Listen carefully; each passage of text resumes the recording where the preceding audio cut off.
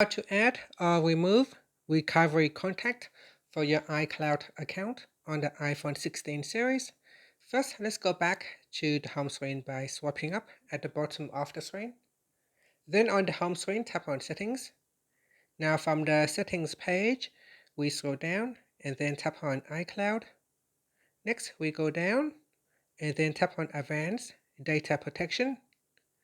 Then scroll down and tap on Account Recovery. It's to turn on Advanced Data Protection, a recovery contact or recovery key is required.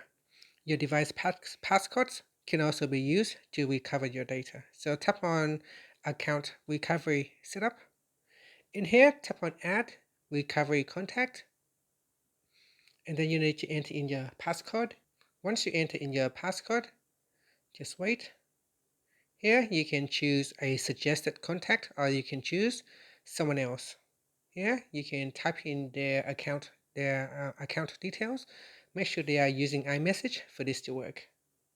Okay, so choose a contact, then tap on the add button. Next, you can then tap on the send button here and then tap on done.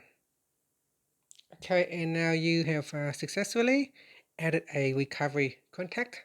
To remove the contact, just tap on the contact here. And from here, you can then tap on remove contact. Then tap on remove contact. And that's it. That is how you can remove your account recovery contact. And that's it. Thank you for watching this video. Please like and subscribe to my channel for more videos.